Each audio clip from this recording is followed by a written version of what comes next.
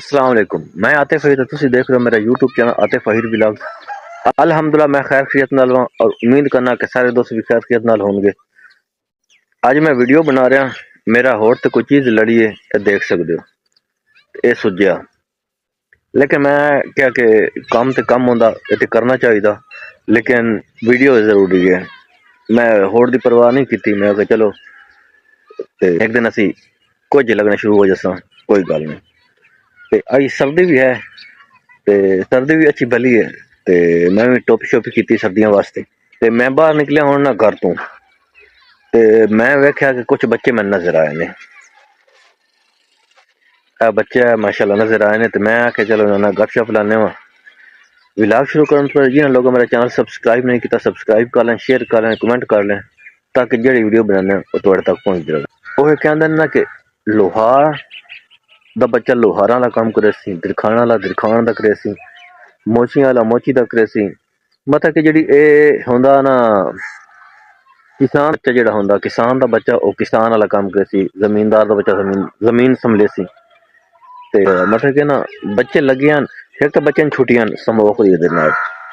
ते पिंडां दे बच्चे तुहानू पता तो बहंदे नहीं, ते दिल बड़ा खुश होया मैं वेख्या ते बच्चे अपनी ना बच्चे अपनी एक ना अपना निजाम अलहदा बनाई बैठे ने। ते एक जगह खाली पई है, मैं थोड़ी दिखाना, उन्हें जमीन तैयार करके ना फसलां बना रहे ने। ते मैं तुम दिखाना, जमीन तैयार होई पई,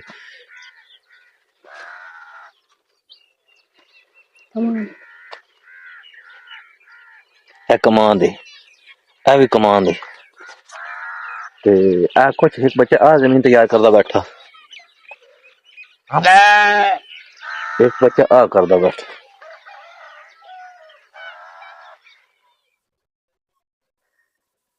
अच्छा मेरे नाल इस वक्त ना बच्चे मौजूद ने, ते मैं तुहानू विखाना वो चीज़ ना।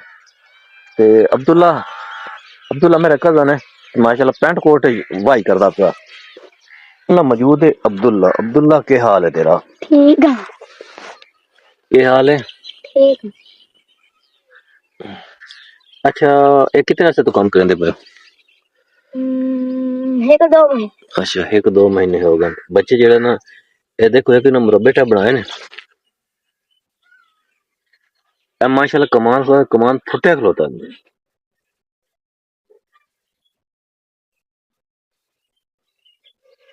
कितने बच्चे तुसी इससे सारा काम करेंदे हो?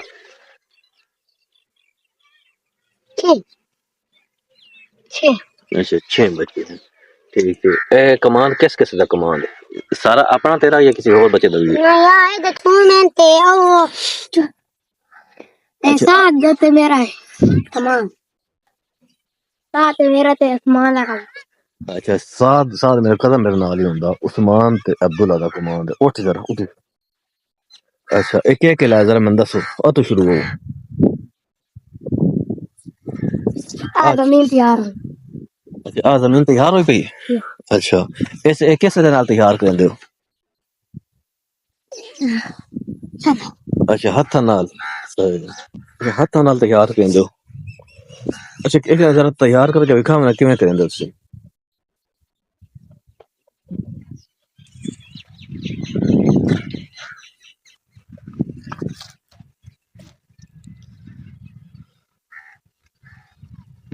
अच्छा ये हल किवें वाहिंदे, जरा मैनू हल दसो।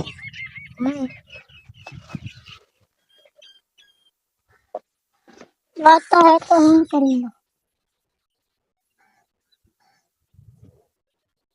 थोड़ा साइड थे बच्चे,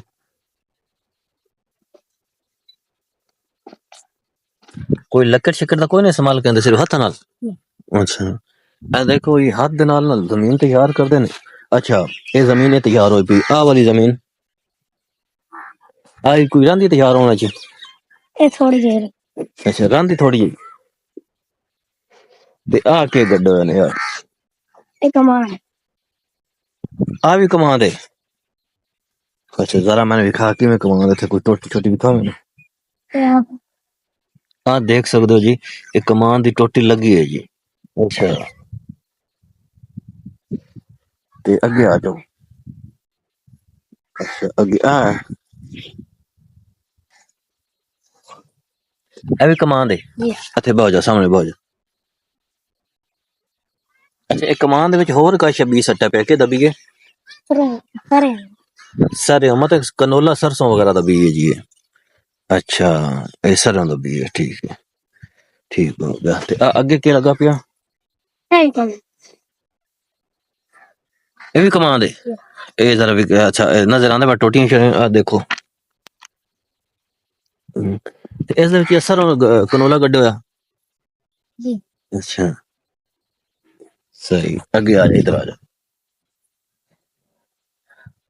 अच्छा आ के गड्ढो ने ਇਹ ਸਰੇ सिर्फ सर है ਜੀ पट्टे छट्टे वास्ते हैं ਜੀ अच्छा अच्छा ये सर है तुम्हारी ठीक हो गया ते इस अलावा और भी कोई जमीन तुम्हारी पई है जरा दिखाओ ਜੀ दिखाओ आ के है तुम ला सट्टा ने जी एक दिखा जरा पट के दिखा ले दिखाओ जी थूम है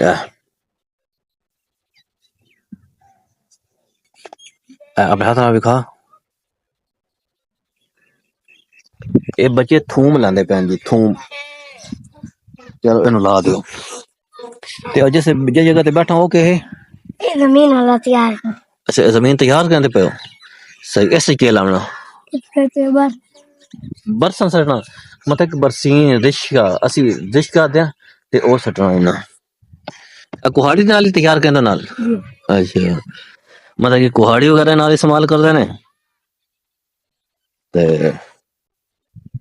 चलो ते हथ के गड़ना ने ਇੱਥੇ ਹੀ ਬਸ इथे बरसन गड़ना ठीक हो गया ठीक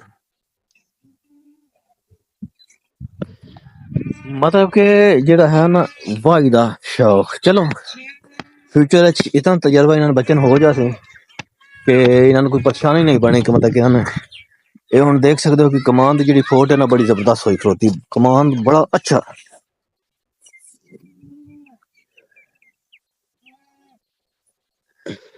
अच्छा जिस तरह मतलब कि ना मिट्टी दे नाल मिट्टी होना पैंदा देख सकते हो बच्चे मेहनत करते ने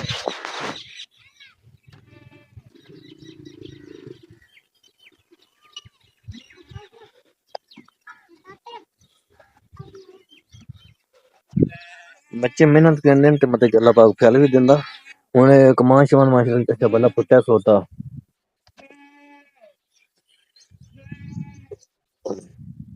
ते इन्हां नूं मतलब हुन कोई तजर्बे दी जरूरत जदों होना ना हुन अब्दुल्ला किस क्लास पढ़ना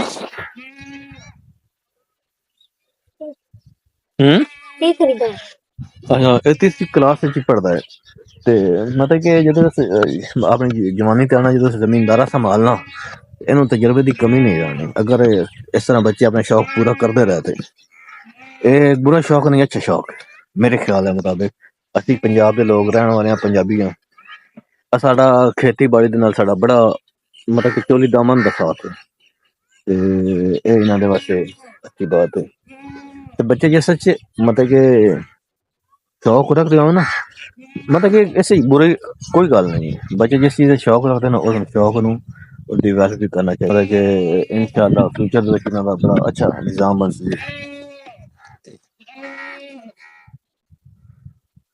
कोई डंगर शंगर ही रखे हो नहीं खुरली ते अच्छा कोई नहीं डंगर रखे हो अच्छा सिर्फ वाही करे ना अच्छा डंगर इस कोई नहीं रखे हो जी सिर्फ वाही ते तवज्जो दिंदा अच्छा अब्दुल्ला तुम पानी किवें लैंदे हो डबल डबले नाल एक पानी विखा लाया ते ऐसे पानी ला के विखा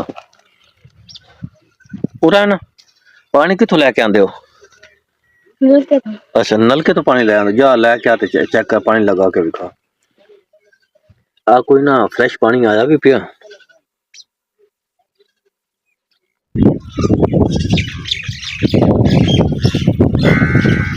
अब्दुल्ला पानी लेके आया जी दिखा जरा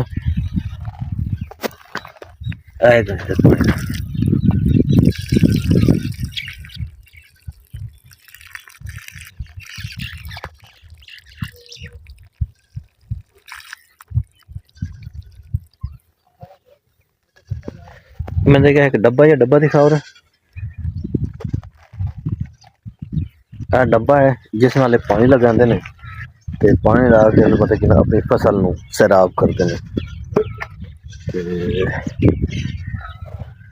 ਮੇਰੇ ਖਿਆਲ में बड़ा अच्छा शौक बचन का है क्योंकि और शैट ध्यान नहीं जाता जब माशाल्लाह थोड़ा एक्टिव कम है तो इन बीजों का पता लगती सारा कुछ किसान का बच्चा फिर किसान ही होएगा मतलब कि अल्लाह पाक उसे रंग लाया किसान पे।